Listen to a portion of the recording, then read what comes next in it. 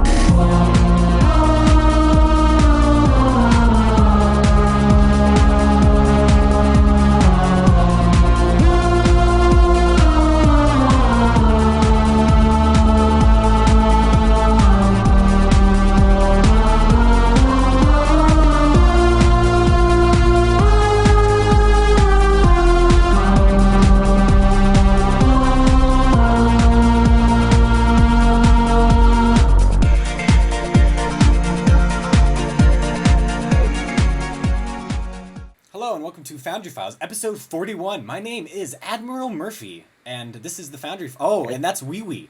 Don't forget Wee Wee, or Oi Oi, or how do you spell your name? Should we cover this? It might be an idea to just put like a giant text image over both of us in editing how to spell it. If you spell it wrong, I will destroy you. You know, the thing I love... With those T-Rex lasers on their heads and all that. You know what I love is anytime that somebody will spell your name in an email or something, they'll always put parentheses, if that's how you spell it, or sorry, I misspelled it. UGC's done it. Yep. Jim Force has done it like a million times. I don't know how many times it's been misspelled over the years. It's one of those things. It's a feature. I love that it's a misspelling of a misspelling, too. That's always fun. Yeah, it's a typo. Yeah. It's a typo. But anyway, so there's like nothing going on in Stowe right now, at least Foundry-wise. We're getting tons of cool dino news if you like weird dinosaurs from other MMOs getting into this game. With lasers on Yeah, well, it's kind of weird, but this isn't a show to discuss that. But if we start up a Dino Wars podcast, you'll hear about it there. We're gonna have so many podcasts that spun off from this show; it's not even gonna be funny anymore.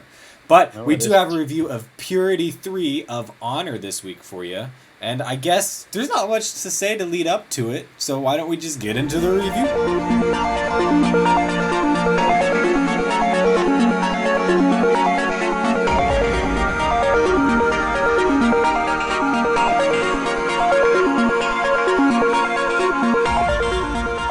And on to our review for this week. Now, of course, part 3, Purity 3 of Honor, we're doing this week.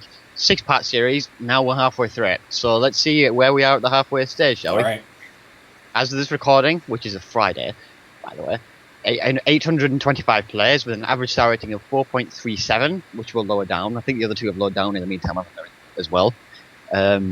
So, yeah, like I said, part 3, where are we with story, Murph? Has this plot advanced? Well, it has. It finally did advance. We've got you awake from your dream, or whatever happened to you in part 2 here, and you find yourself crashed on the moon's surface. Inspect the damage and survive the harsh conditions of this world until your ship rescues you. So that's what you got going on in this mission. Just to clarify, there was a moon in the first part which you didn't catch. That's where you are now. Yeah. You escaped the ship and you're in the escape pod and it crash landed. In part 2, you crash landed on the actual planet, so you got a little bit confused. But that was like Murphy said, that was a dream. Yeah. So that's pretty much obvious from right off the bat. And let's hit the plot for this mission first, and then we're gonna have a big discussion of our opinions of now part 2 and 3, because you kind of get a. Okay, part 3 picks up at that weird cliffhanger from part 2. And you immediately get explained. We're not going to do any spoilers from later on, but this happens in the first 3 seconds. So if you're pissed off we spoil something in the first 3 seconds of this mission, sorry. But you wake up from a dream or something, because your science officer will go, huh, there was something else going on here. You'll figure that out later. But you wake up from a dream. All that happened in part 2 did not really happen. It was all in your head during the crash land and wake up phase. Yeah, that's just basically another way of saying it was a waste of time. Yes. And then you move on to scurrying through the wreckage, dead crew everywhere, and you have to survive on this planet. And the plot will continue on from there. It's good. I don't know, it didn't grab me like part 1, but the plot for this mission was fine. I thought... Yeah, it was... Let's just look at part 3 right now as it is, without part 2. Say part 3 was part 2. Very good plot. I think this would have been a great place to continue the mission. But it makes sense. It makes sense, this part, because it covers the aspect of the surface, the aspect, the results of what happened, the consequences, the results of what happened when the admiral gave us this primitive civilization technology. You are in a direct line of fire, so to say, in this mission between the two factions now. Well, it's more like one faction and a subspecies, really, in this, isn't it? Yeah. At this point, but you know, the cool thing was, you know how I said last part I did not predict where that part was going, like it went completely left field. This is where I kind of saw that part going, like surviving on the planet, dealing with the issues between the two and stuff like that. So it kind of went back to where I saw it going, which is weird. Yeah, but the thing about it is both plots are basically the same thing. That's the key. Underlying fact of the plot is, granted the circumstances is different, is the fact that you are on the planet and you are discussing the consequences of the technological advancement of a primitive civilization. Yes. Part 2, you cover this directly. You actually live through the event. Part 3, you also cover this directly because you are being battered yourself, basically. Except in the circumstances, basically carrying from part 1, it's a direct consequence of abandoning the ship, which was going to be destroyed anyway. So it's kind of important you did that. But the circumstances are different, as I said, but the underlying plot of both parts are the same. Now, I personally have a problem with this because in a submission series, more than 2 or more parts shouldn't have the same plot, simply because the overall story has to advance and each mission has to have its own independent plotline. Both parts had their independent plotline, but they were the same thing, which did not advance the storyline really much at all. Redundant. The only thing it gains you is really a bit of information in part 3 and maybe 1 or 2 different conditions and effects that you might be able to use to do something with, like escape or something. But that's about it. Yeah. I mean, there's nothing really else that's really mind-catching. I mean, it's just like I don't want to play the same mission over again. So here's the problem. I looked at the 2 solutions possibly for this mission. The first one, though, I think there's still an issue of the redundancy of the story, is you have that weird cliffhanger that left a lot of players kind of going, what the hell just happened to me? I was reading through comments. There are quite a few people who were kind of turned off by what happened in part 2. And again, part 2 was really short. Part 3 is back to being the length of part 1. I did feel that was kind of long, just about the same length the other one. So I was kind of like, the part 3 here was fine, the length and where it was, but you could probably take part of part 3 and add that to part 2 to make it make sense. Well, if I'm honest, you could just take part 2 out altogether. That too, that's like the other way. If I'm gonna be brutally honest, it was a waste of time. Yeah, I'm gonna agree. You could completely skip over part 2 and you would have no consequences whatsoever. Because there are only brief references to what happened there, and that's it. Yeah, Part 3 continues your story from where part 1 was. And it covers the same material that you get in part 2. The only difference is you're reliving it in dream form. What's basically happened is, it was as if they created a 5-part series, but inserted another part in between 1 and 3. Just because they could. That's the part that turned me off, is you get the same messages of how these people live, but in part 3, it's done much better, because you get what's going on, and you're living through it. That's what was kind of supposed to be done in part 2, but it was weird. You got the feeling, what's going on here? This doesn't feel real to me. This never felt real, and I think that's the way they were trying to do it, I could tell. They wanted you to know something was off, but you're doing the same thing in part 3 successfully. So I honestly do feel, I think we both kind of agree, part 2 could have been taken out, and this would have been an excellent continuation from where part 1 was. and I think we wouldn't really have any issues. But the problem is this is kind of repeating the same stuff. I would prefer to see the Admiral again at some point during this mission. Yeah. Unfortunately, you don't. Yeah, so... Because it's just not happened. Part 2, you can completely understand, but the fact that it was a waste of time really doesn't make a difference. And this, you're basically the same thing, and she doesn't appear again. So that's 2 missions in a row where you haven't seen the Admiral since part 1. Let's move on to characters and discuss that then. So the characters in this mission were good. Much better than the last part, because actually you have a refresh of some of the ones you met, and even some new ones that a lot of details put into them make them more than the, oh, go here and do this thing. But there's still no presence of the bad guy, and it seems like we had an interesting discussion before the show that I stopped, so let's continue that there. But go ahead, Wee. What was your thought about not seeing the bad guy in this part?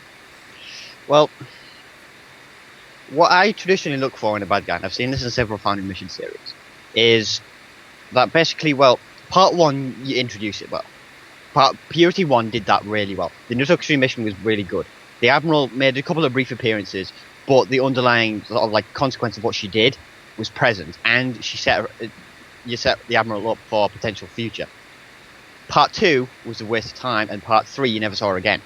What I see in a mission series for a bad guy is developing, in this circumstance at least, perhaps maybe she's, I don't know, covering a few tracks, altering databases, altering records or something at Starfleet. The way I see it is, the result of this character I can see towards the end of the series could potentially be just a simple death. She just dies, you stop her. And then, or if she doesn't die, you just stop her from doing the entire thing altogether. What needs to happen is subplot. What's she doing on the sideline to make her accomplish this goal? And I want to see sort of like cover-ups, records, records altered, loyalties deferred to her or something in Starfleet itself. So it's almost like a rebellion forming. But the underlying plot of it is she's creating a sort of like this faction to make her plan work. She's going to take whatever measures she wants to make her plan work, and she doesn't care what happens on the side. Yeah. And I think that is what should be at least a bad guy. Someone who is so determined they will go to any lengths, no matter what the consequence or the cost is, to do it. And that's what I look for. And in this part series, I've only seen the introduction. I want to see more, and I'm already halfway through the series.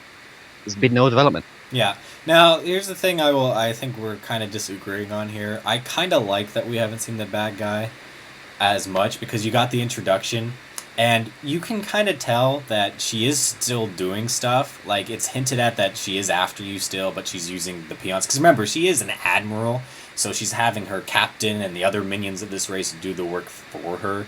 So, and there's been other stories out there, I think I've done it much more successfully, where the bad guy is out there, and he's got tons of minions. Half-Life's coming to mind for me. Doing something, and you have no idea what it is, but you know they're up to something, yeah. And I know I said last week that have a bad guy not appearing is a good thing, but in both circumstances, what I've just said in that, if you link the two together, it would make sense, simply because, well, it's just like Murphy said, you know they're out there, you know they're happening, but you come across something they've done, a success or a failure of their plans or something like that, and that's what needs to happen. You don't see them, but you're chasing them, is essentially what I like to see. Yeah. And I'm hoping, I think I'll be in your boat of, okay, I want to see this bad guy next part if that doesn't happen. But because of the way the story went in this one, I have a feeling we're definitely going to get the bad guy back in the next part, or at least her main minion or something. She absolutely has to appear in part 4, otherwise it's ruined. Yeah. The character's just ruined. And there also will have to be some drastic changes from part 4, from the rest of the story, to keep the series interesting and going. And we'll cover that a little more in gameplay, because I think a lot of that comes to gameplay. But dialogue was well written. I felt it was good. Nothing really awesome about it, but no issues, and it was fine. Interesting to read. Didn't get bored reading through it. Well, you had a little issue though, didn't you? I did. But this is with Captain P.F. Dennis. I don't hate you, P.F. Dennis. This is just my issue. The Mr. writing. I think we called it out before. That just annoys me, because it never pops up for my bridge officers when it is actually a Mr. It's always a woman, and I hate that. To be fair to him, it's naval convention. So, but my captain does not go by that, and neither does Stowe in any way. You try writing dialogue for several thousand people. You just say you crewman everything or commander or science report, not Mr. I hate it. I hate it too because Ignore it. it's coming from. Ignore it. I hate it. No, it's my pet peeve. Otherwise, the dialogue's well written. We didn't take any points off for that. That's just my pet peeve. I know it's a personal preference when you write your dialogue, but it just Canon usage was fine. No issues there. No contradictions. So good to see. Some basic name touchstoning like Mugatu was thrown in there. I liked that.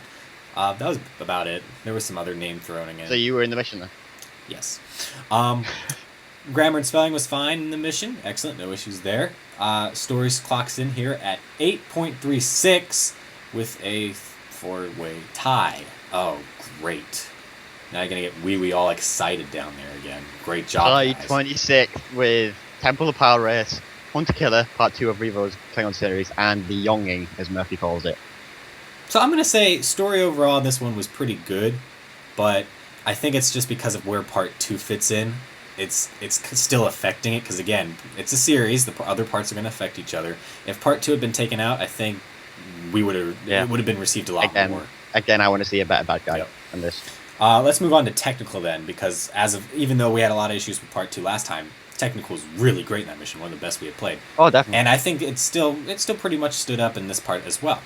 The maps in this mission had definitely a lot of effort put into them. In the beginning, you'll have the pre-made ground maps and stuff, but there's a lot of detail thrown into them. But then you'll get to like this base or something like that, and it's tons of detail put into it, walls and everything, lots of stuff going on inside the base that I liked. And that was really cool to see. I loved that. And then you get into a few buildings and stuff. So basically, I found that all the maps were quite interesting to look at. Maybe not like Balnar Moon awesome, but they're still better than just saying pre-made map. Well, yeah, there's not many people that can equal Alamac's level of detail in these maps. We're still waiting for that. Somebody out there has to do it. I'm waiting. I've been waiting for something to be like the City of the Palmari, where you're just like, what map is this? I don't know. It's so new. Rise of Darkness is on about the same level. I think it's just the it's just the transitions and all that was a bit of an issue, but that's about it. The technique was God, not good. God. No, that's not a typo. That's actually what I meant to write. Technique was good. No issues there. I felt also there was some great technique used. I don't know about you. I felt like triggers were cool, stuff like that. I don't know if you ran into any issues. Not many. There may have been one potential issue I came across, and that was maybe how the hell did the captain go across the landscape full of beasts where you have to fight through and they don't. But that's about the only thing, because you're on one side of the plane and you have to get to the other side where the camp is. And the fact that the camp is there at all, when you have to fight through the beasts, is a bit of an issue, because that means they have to as well, and it looks like they haven't. Yeah. They might have mentioned it in the dialogue, but I might have missed that in somewhere, but either way, it's just a passive thing. Not really relevant. Art asset usage, a lot of these categories now are, we were kind of debating them, so we'll both give each our opinions on them. I thought the art asset usage was really great in this mission. Lots of cool uses of putting the maps together or combining art assets to make items, stuff like that. So I really liked it. And even for the ones that weren't maybe like awesome maps, still art asset usage on those was very good to create like debris of the ship and stuff like that. How did you feel, Woo? It's a hell of a debate. I agree with you. Oh, well, we had completely different scores, so I don't know. Maybe I just liked it a lot more than you. But creativity, this one I know we did have a debate because we did talk about this one. Yeah, this one we did. I know you said your wow moment was only the base, right? You only really were like, oh, this base is nice. The city, yeah, it was actually pretty good, but I didn't really have anything else. I mean, that was the only thing. The technical stuff was good, but the story I obviously have an issue with. Gameplay I'll get into in a minute, and there's just nothing too special besides the map. I liked it beyond the map. The triggers I really did like, especially as you get towards the end. Great trigger usage there to make the story become more alive and stuff like that. Like, there's some trigger usage here that makes me go, ooh, this kind of reminds me of a featured episode in a way. Of course, within the limitations of the Foundry. But you got stuff like that. I really did like the NPC pathing, where like you have to follow some NPCs. Kind of reminded me of Rogue Enterprise's mission there, stuff like that. Yeah, it was sort of like the NPC groups were zigzagging all over the place a bit. Yeah. So it was like, ugh. It was alright though. I liked it. Not many other missions pull it off. Usually it's just like NPCs disappear, and then they'll just reappear. That was where you have to probably go. terrain limitations, though. It was Yeah. a bit hefty around them. But it was fine. I mean, in real life, would they just go straight line, or if it's a hilly area, they might go around? You don't know. But it was cool to see. User help could use some improvement here, though. What did you catch, Wee Wee? Because I didn't catch this, but you. Yeah, some instructions were basically story sum ups. You had like I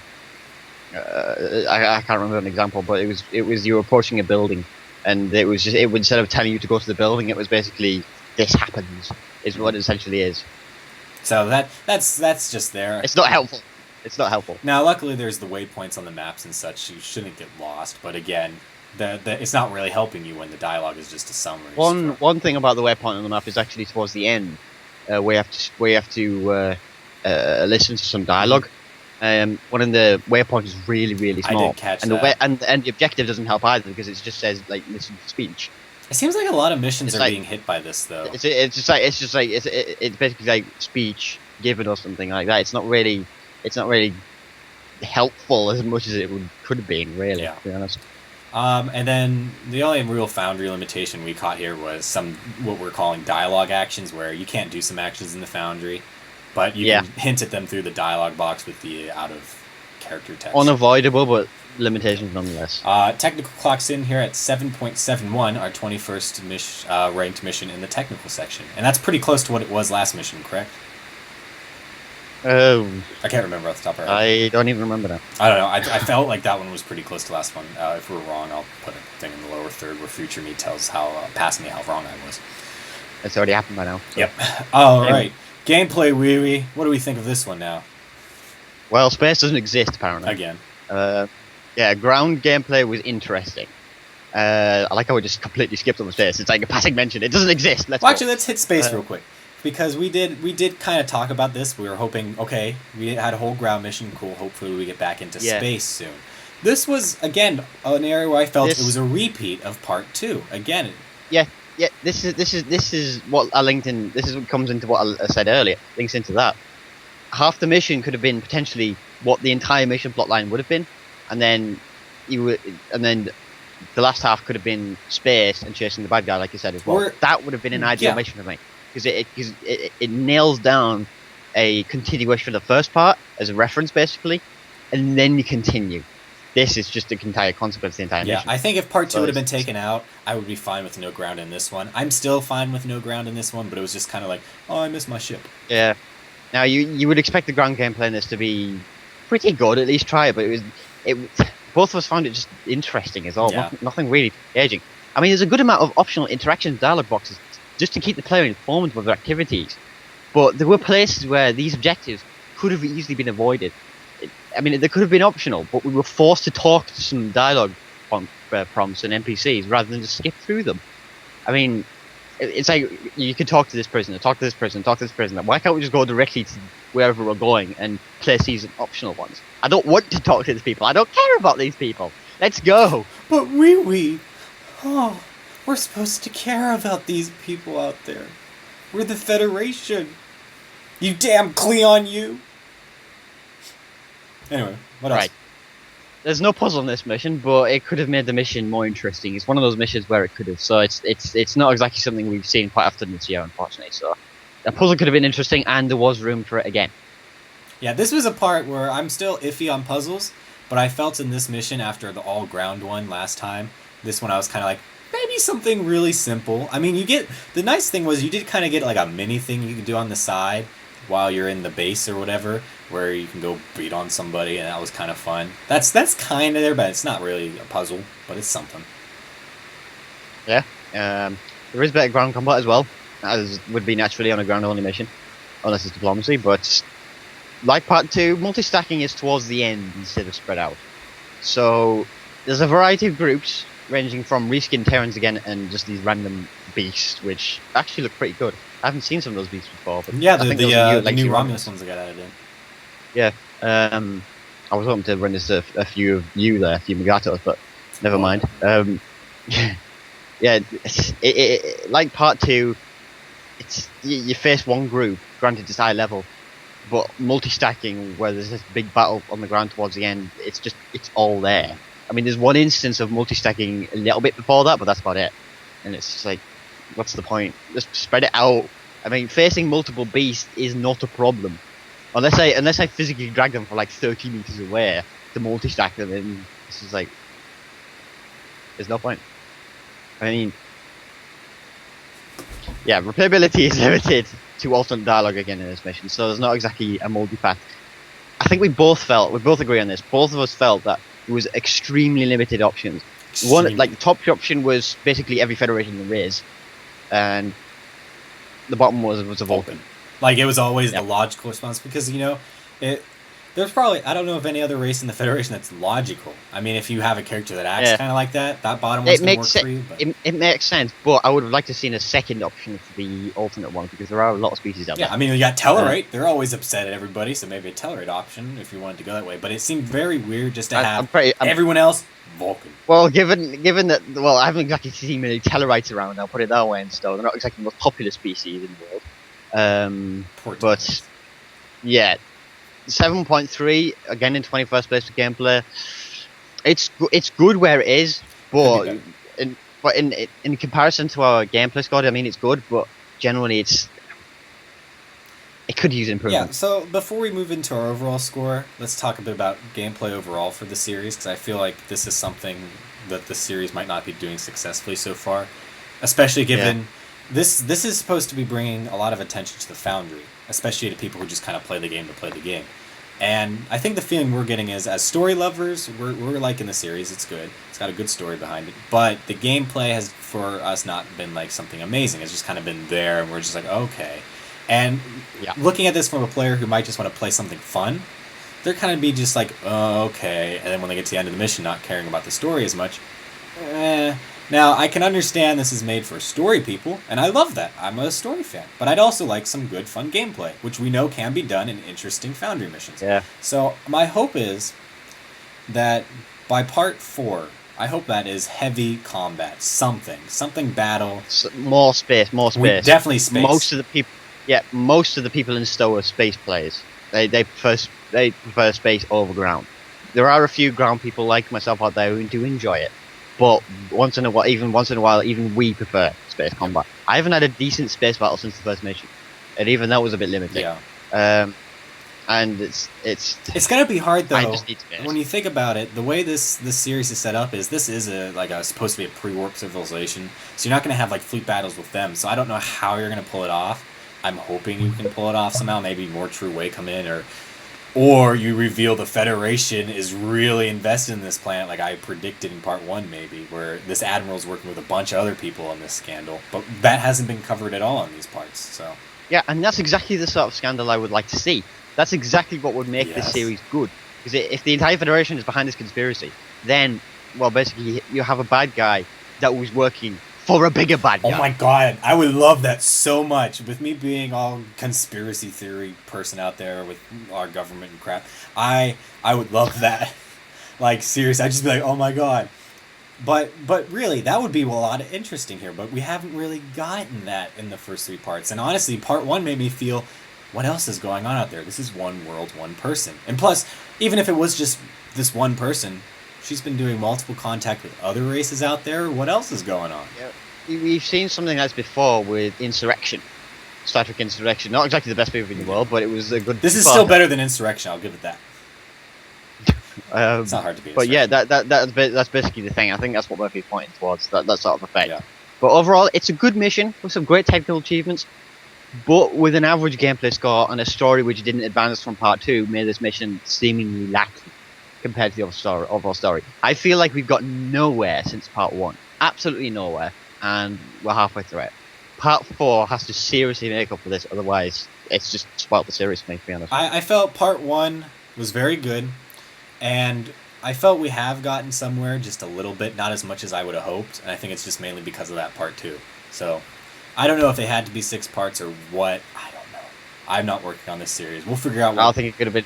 I think part 2 should have been dropped and it should have been a part 5. I will agree. I don't know if there was a reason why they felt there needed to be part 2 or something. I know the people who are writing this, leave comments. I mean, I'm enjoying the series so far. This is just our critiques, honest critiques.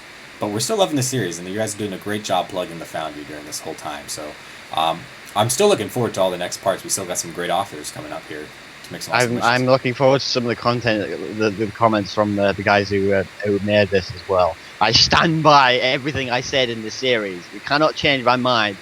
Make part 4 a good mission, and I will change my mind about the series. Wee Wee is tough-minded, just like most of the British people.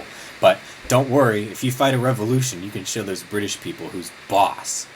I learned about that in history this week, by the way, where you hit that. So I'm using my knowledge from college. Get it? It rhymes. Knowledge, college. Yeah. You do realize I have this? So what? I could change that. So what? I've got a time machine, and I fight grinders and exploits in the future. Haven't done it yet. Hopefully, that'll be fun. I can't wait to do that. But if you want your mission reviewed, send us an email at foundryfiles@gmail.com, or you can do it over Twitter. Our Twitter handles will be in the credits. But also, you can just use that for general saying hi. I like the show. I hate your show. Stop talking about Bobo. Stuff like that. You can just send it all there. I think that's about it. I mean, iTunes, you can download there if you want to listen to us on the go. That's audio only. You miss the visuals. You miss seeing us. And we like seeing you here. So if you like our little get-togethers, subscribe on YouTube so we can keep the show going. But that's about it. So I guess we'll see you next week. Bye. Well, fight the revolution. Oops.